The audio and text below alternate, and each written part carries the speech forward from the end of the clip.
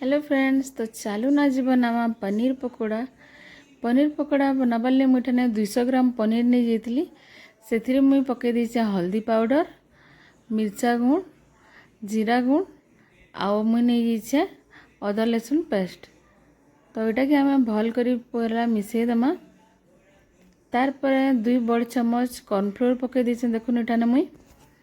तार पर लुण पकई दमा आउटा के भल करी मिसेकिना भल करी गोटे भल से कोट बनीदमा।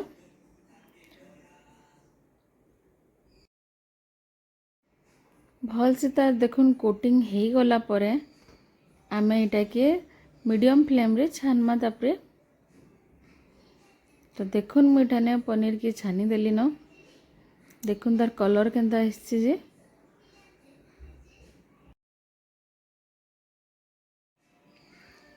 बहुत इजी प्रोसेस है। आपन जिते बेले चाहले एटा के बनी पारबे, स्टार्टर आकार खाई पारबे कि लंच डिनर आपन सबुथिरे खाई पारबे। तो आपण मान को जदि मोर रेसिपी भल लागुचे बेले प्लीज कमेंट कर देबे और जेन माने मोर चैनल के सब्सक्राइब नहीं करवा तेल सब्सक्राइब कर देबे।